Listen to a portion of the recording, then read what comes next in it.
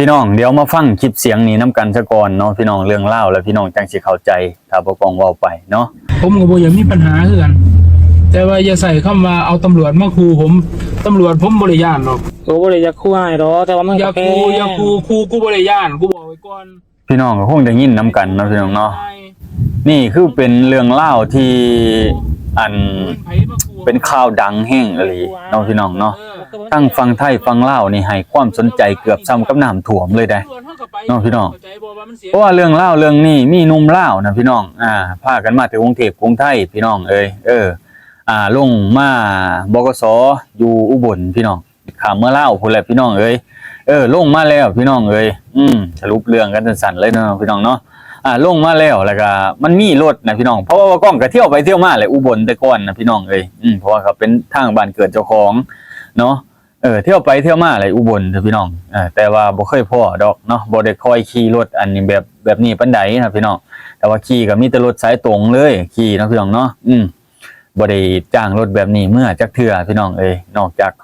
ความจำเป็นจริงๆแหละคนที่เขาจ้างไปก็ได้เนาะพี่น้องเนาะเรื่องนี้ก็คือมีหนุ่มลาวกับเมียแหละพี่น้องมาจากกรุงเทพแล้วก็พากันมาลงอุบลแล้วอุบลน่ะพี่น้องคนเขาเจ้าเวลาลงรถทั่วรถหยังเขาเจ้าสิมาถามไปไสล่ะไปไสอ้ายไปส่งบ่มีญาติพี่น้องมารับแล้วบ่เขาจะสิถามนั่นนี่ได้พี่น้องบางคนถ้าว่าบ่จักนะเคยไปเทื่อเดียวหั่นนะบ่ฮู้อีโหนงอีนี่อีหยังหั่นนะพี่น้องก็โอ้ข่อยอยากเมื่อบ้านอ้ายข่อยสิไปนี่ยังบ่ทันมีคนมารับเอานะบางคนที่เขาเจ้าบ่เคยไปแต่ว่าคนที่เคยไปเคยไปนั่นไปนี่มันจะมีรถตู้หรือว่ารถสายทางหั่นนะพี่น้องไปแต่ละอำเภอหั่นนะพี่น้องมันจะมีพี่น้องแล้วเขาก็จังไปหาต่อรถตุกๆเอาหั่นนะถ้าว่าสิข้ามไปฝั่งลาวไปเพราะว่ามันสิไปตรงไปด้านในอยู่แล้วเนาะพี่น้องเนาะถ้าว่าคนที่เขาจะมาเฮ็ดงานต้องตีบัตรตีหยังออกแม่นบ่พี่น้องอันนี้แหละพี่น้องเป็นอุทาหรณ์แล้วก็เป็นเรื่องเล่าที่ใหญ่แห้งอีหลีเพราะว่าส่วนหน่อยนะคนจะโดนแบบนี้พี่น้องเพิ่นเอิ้นว่าการรีดไถจากรถโดยสารเถื่อนเนาะก็ซ้ำรถโดยสารเถื่อนตัวพี่น้องเอาไปหาอันลูกค้าเนาะรถเจ้าของบ่ได้จดทะเบียนขนส่งว่ารถนี่เป็นรถโดยสารเด้อหั่นนะแม่นบ่พี่น้องบ่ต้องเข้าใจแบบนี้เนาะถ้าว่าเป็นรถโดยสารจริงๆให้บริการลูกค้าจริงๆถ้าว่าสิเก็บค่าอันนี้แพงปานนี้ป้าโตถ้าว่าเก็บได้ทุกคนน่ะเรารวยคักเลยได้เนาะพี่น้องเนาะแต่ว่าเจ้าหน้าที่ก็คือว่าเพิ่นก็จับไปปรับไปหยังแหละพี่น้องเจ้าคนที่เขาเอิ้นเอาค่าโดยสารแพงคือสิปัญหาแต่ว่าเข้าใจขอได้ก็คือ 3,600 เนาะที่จ่ายไปก็14กิโลเพิ่นคิดในราคา4,500แต่เขาขอได้คือ 3,600 เนาะ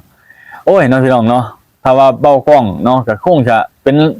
คล้ายๆกันนั่นแหละถือเข้ากับบ่เคยไปสมมุติเฮากับเป็นเด็กน้อยวัยรุ่นสมมุติถือข่มขู่จากผู้ใหญ่เขาเว้าข่มเฮาเป็นคนลาวเนี่ยคืออยู่บ้านนอกบ้านนาเนี่ยบ่ฮู้เกี่ยวกับกฎหมายบ้านเมืองเพิ่นเฮาก็ต้องย่านเก่งอยู่แล้วนะพี่น้องเรื่องความเก่งแท้คนลาวนี่เก่งใจคนไทยได้พี่น้องว่าตามความเป็นจริงเนาะ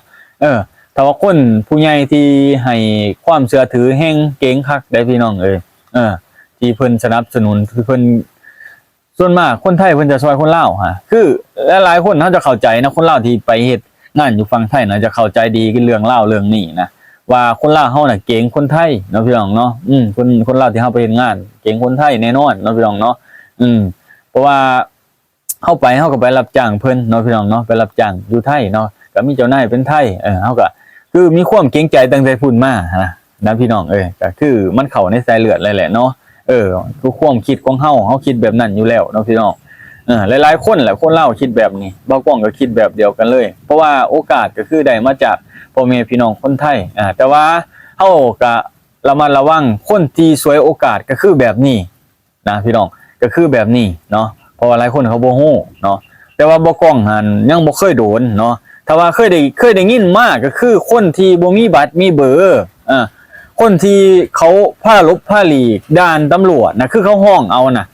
อันนั้นคือเคยได้ยินมาพี่น้องเคยได้ยินมาเขาพาลบพาหลีกด่านพาไปบอนที่มัน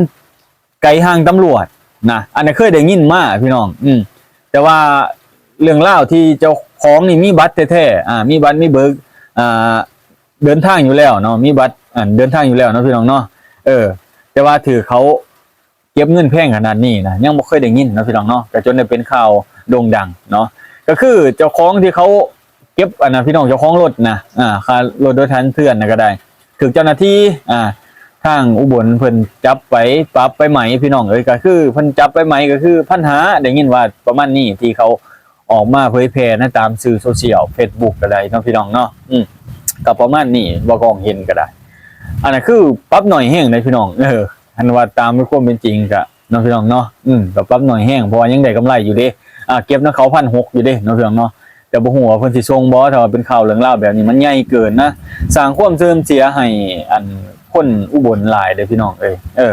เพราะว่ามันก็เสื่อมเสียในหมู่ที่ทำมาหากินนํกันคือกันได้พี่น้องคือรถโดยสารแถวนั้นเนาะพี่น้องเนาะที่แล่นไปแล่นมา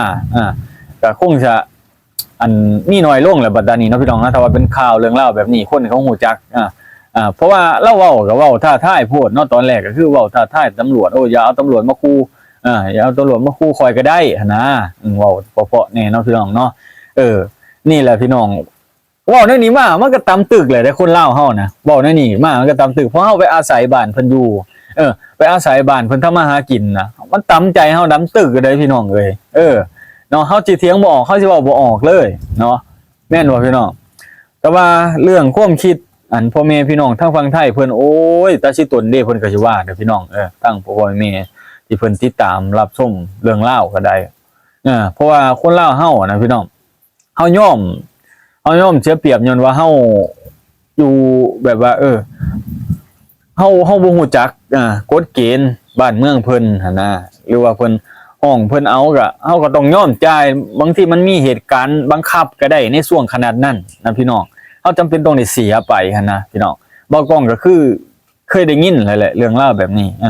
ก็ส่วนมากเคยเจอรถตีเขาพาคนต่างดาวไปหั่นล่ะพี่น้องต่างดาวก็คือบ่มีบัตรมีเบอร์เลยได้บ่แม่นมีบัตรท่องเที่ยวอย่างเดียวนะพี่น้องเนาะบ่มีบัตรบ่มีเบอร์บ่มีอีหยังเลยหั่นนะบ่มีอีหยังเลยแล้วเขาพาลบพาหนีน่ะคือเขาห้องเก็บได้อันนั้นเนาะพี่น้องเพราะว่าเฮาจำเป็นเลยเด้เฮาจมตอกเลยเฮาไปใส่บ่ได้แล้วพี่น้องคันวันสิพาเอาไปถิ่มหรือว่าถือลูกคู่โอ้ยเจ้าบ่มีบัตรมีเบอร์แบบนี้ข่อยสิพาเจ้าไปโรงพักผู้ใดถ้าเจ้าบ่เสียให้ข่อยซ้ำที่ข่อยเอิ้นเอาน้ำเจ้าเนาะพี่น้องเนาะหรือว่ามันสำหรับหรือว่ามีผู้หญิงปัญญาถือเขาข่มขู่ไม่ให้อ้ายแม่ดอกนึงนะสมมุติถ้าเป็นผู้หญิงปัญญาข้าว่าเจ้าบ่มีบัตรมีเบอร์นะมันมีได้พี่น้องเรื่องเล่าแบบนี้นะมันมีได้เนาะมันเป็นเรื่องเล่าความเป็นจริงมาโดนนานเติบแล้วบ่กองเคยได้ยินพ่อแม่บ่กองเว้าให้ฟังเพราะว่าคือว่าไทยลาวเฮาคือไปมาหาสู่กันเนาะพี่น้องเนาะแต่ว่าส่วนมากคนลาวเฮาแต่ก่อนตะกี้นะเพิ่นมาแบบเถื่อนนะลบหนีตำรวจเป็นต่างดาวข้ามแดนมาเฮ็ดเวียกเฮ็ดงานนะพี่น้องแรงงานที่บ่ถูกกฎหมายหั่นนะส่วนมากจะเป็นลักษณะแบบนั้นที่หนีมาแบบนั้นบางทีอยากไปนั่นไปนี่อยากไปข่อยอยากไปซื้อสิ่งของอยู่ตลาดนี่เด้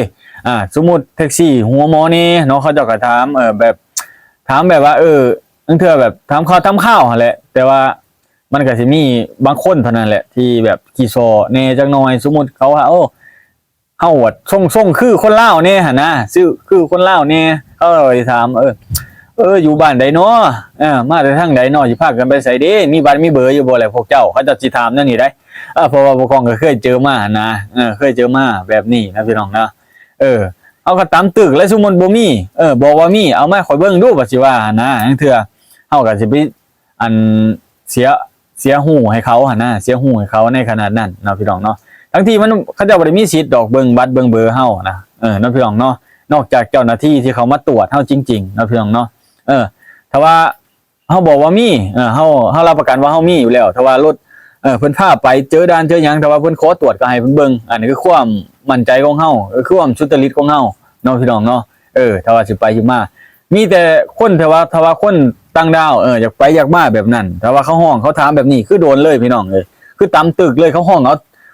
อา 5,000ก็ต้องเสีย 5,000ถ้าว่าบ่เสีย 5,000เจ้าสิ ไปโรงพักน้ำข่อยบ่ข่อยสิพาจะไปโรงพักได้เขาสิถามเขาสิเฮ็ดแบบนี้ได้เขาสิใส่กลยุทธ์หาเงินแบบนี้พี่น้องอันนี้แหละบ่าวกล้องเคยได้ยินมาเคยเห็นมานี่พี่น้องโอ้เสียหูเลยได้พี่น้องเอ้ยครับถ้าว่าแบบนี้เนาะพี่น้องเนาะเอาพี่น้องฟังไทยฟังลาวเนาะเศร้าอุบลหรือเศร้าลาวเฮาที่ได้ติดตามเรื่องเล่าข่าวที่เบาเล่าหั่นแหละถือเรียกเก็บเงิน4,500เนาะแต่ว่าเสียอัน3,600เนาะพี่น้องเนาะระยะการเดินทางก็คือ